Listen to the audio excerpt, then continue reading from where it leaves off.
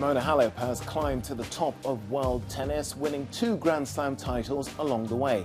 But now she faces the biggest battle of her life after having been found guilty of taking performance-enhancing drugs. It's been quite a year for you, a year out of the game. Describe to me, if you can, what's your state of mind right now? Well, it's been actually more than 1 year already, and every day it felt like very painful, very emotional, hurtful, because I know I didn't do anything wrong and I know I'm clean. So it was a shock when I received the letter that my urine test, only the urine test, came out positive with actually an extremely low quantity of substance, banned substance.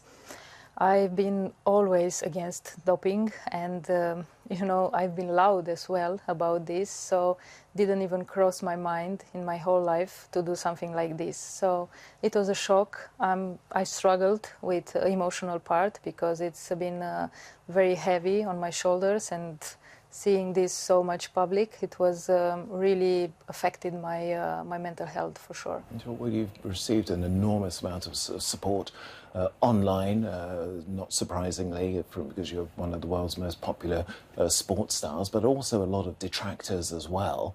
How have you reacted to that?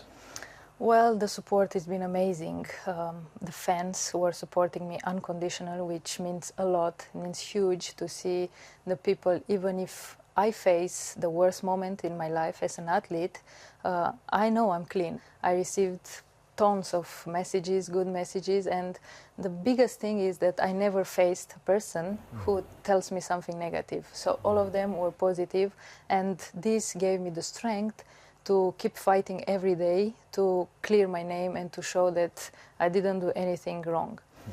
The players also, which are opponents, they also showed their support, and I really appreciate it because it means a lot. We are fighting on court, and when you are in the worst situation, they are there and they support you.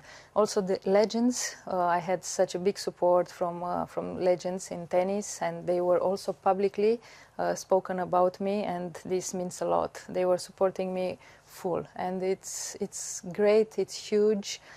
Everything helps me to stay strong in these difficult times and to fight to clear my name. We've had also the International Tennis Integration Agency say that 3 different panels of experts have said that you intentionally took this performance-enhancing drug. What's going to be your defense?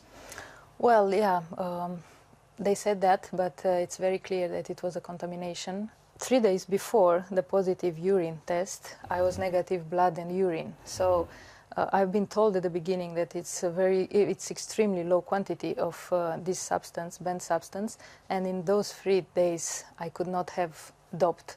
It was not my intention, and never has been the intention to do something wrong or something disrespectful to this sport, because I have respected everything and I dedicated my life. My principles are not like this, so I didn't think to cheat in tennis.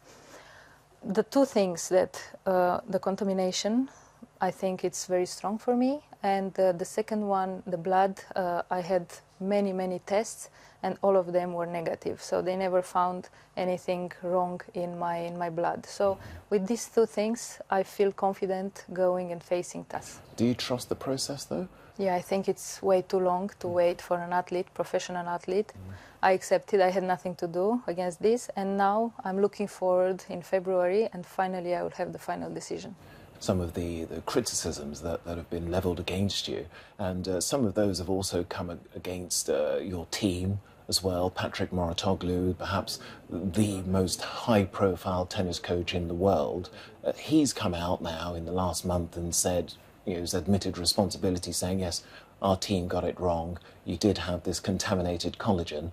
What's the relationship like between you and him now? It's true that he went out. I wish he could have done that a little bit earlier. I have stopped working with the academy since a while already. I'm just, when I found myself in this situation, it was difficult to manage, because I have always trusted in my teams, previous teams, and everybody that I work with, because I felt like trusting, you have a better chance to perform at your maximum. And I always been open to learn from people. That's why you hire people, because you need information, you need to be better.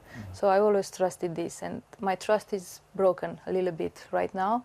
And in the future, I don't know how it's going to be, if I can trust again, and probably I have to learn, because this is my principle in life. If you hire somebody and you work with that person, you have to trust. Sure. And when's the last time you two spoke? Not very soon, like a few months ago. If the Court of Arbitration the decision goes against you, will this effectively be the end of your career? I think so, yeah, because 4 years is going to be a lot for my age, at least, and for an athlete that has done 25 years every day this thing and dedicate the life for tennis and for sport. I don't know how it's going to be, but it's catastrophic if it's going to be 4 years, and I don't know how I will handle it. Probably it's going to be end of career, yes. Okay. And for something that I didn't do and that is not my fault, it's even more catastrophic. Yeah.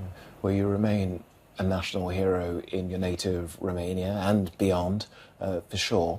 You know, lots of people are going to be watching this interview. Young people are going to be watching this interview. What message would you have for them? Well, for the kids, the only thing I can say is that they have to dream big. I think this is the most important thing, to visualize yourself with the big trophies. Of course, you never know what is going to happen in life, but if you dedicate yourself to sport, if you are disciplined, if you work hard, and if you have the passion, the big passion for this sport, I think you are able one day to lift those trophies.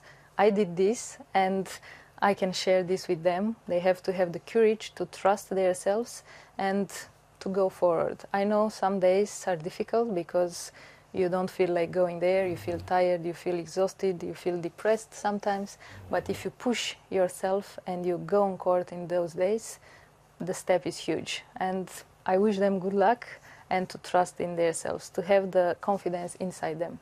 Now, before I let you go, if we do look ahead into the future and the ruling from the Court of Arbitration for Sport is positive in your favour, will you be back here in Paris, perhaps for the Olympics? Of course, this is my dream. I know there are not big chances for this, but I'm dreaming of this because Paris is my dream city.